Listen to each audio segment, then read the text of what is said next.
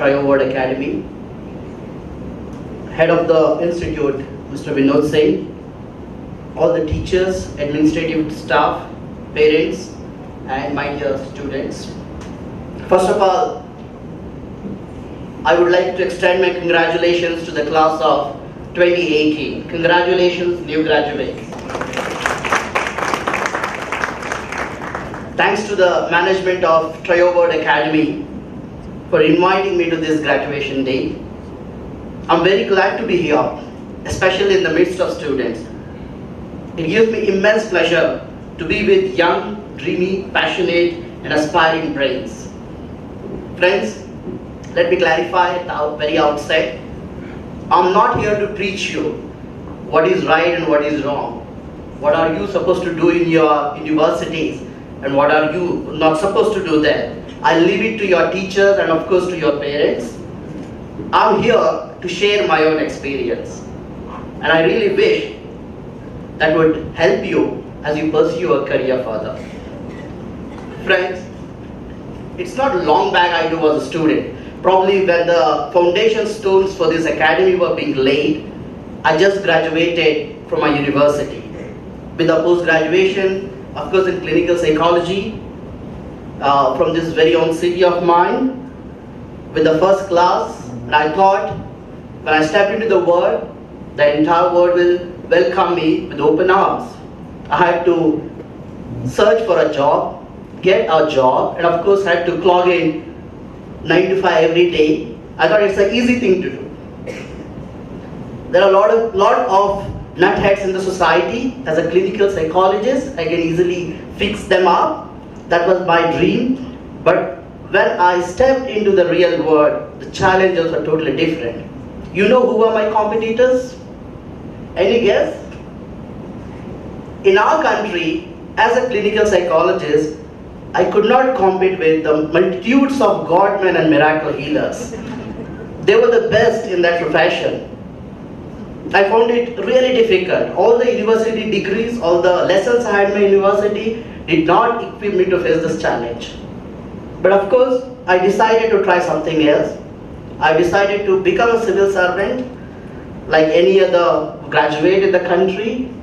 So apply for a provincial civil service. And of course, government, out of its own wisdom, selected me and assigned me a job which I would hate for next 2 years. They made me a treasurer. They gave me the responsibility of issuing paychecks every month. I dealt with only, after studying clinical psychology, I dealt with only digits from 0 to 9 all my life for 2 years. I just hated it to the core. So what I did, 2 years, somehow I bear it. I resigned from my job without knowing what to do next. So 1 year, I became a jobless. I didn't have the courage to fight with the godmen and miracle healers in this country.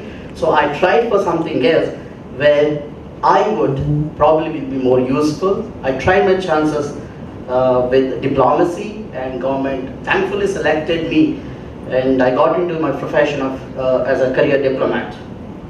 Friends, one thing I've realized, the education we receive in universities is not something which will equip with every skill to survive in the society. Challenges are multitude. They come from different corners and they come from different set of people.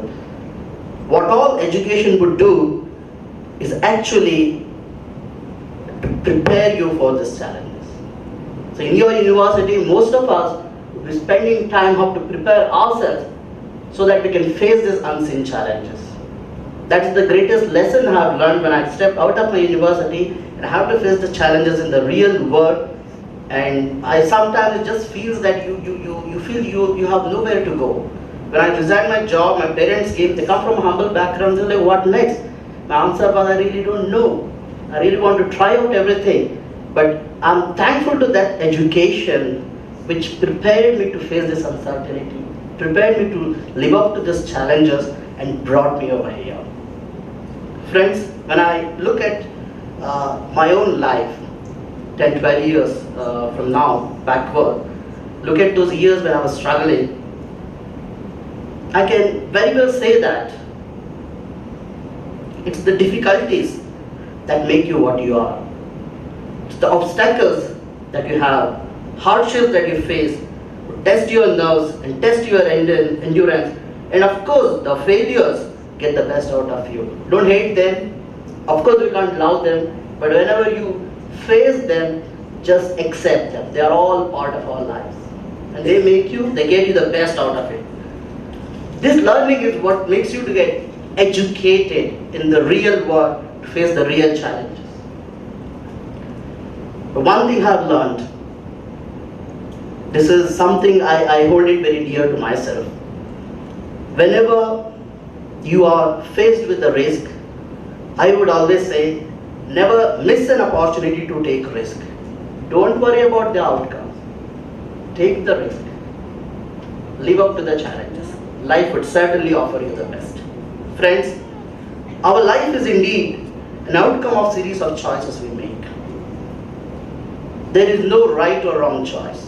Believe me, there are choices and there are consequences. All I would say is that be committed to your choice, be committed to your decisions, and be responsible to the outcome. I would also say, and mostly to the young graduates, don't aim at success. Don't fear failure. Whenever you have to pursue excellence. Be the best in your chosen field. Definitely that will take you to the higher altars of life. Friends, before I end, let me share this with you. As you are about to embark on a new journey, new phase in your life, my humble request is that never try to emulate someone else's success. That belongs to somebody else. I cannot be successful just following someone else's success story. Never try to conform yourself to the models of success. Rather, try to chart out your own path. Try to walk towards excellence. As they say, wise men often say this, there is no secret to success. Certainly, there is a secret to failure, that is to follow somebody else's success. Walk your own path, walk towards excellence, and remember, never miss an opportunity to take the risk.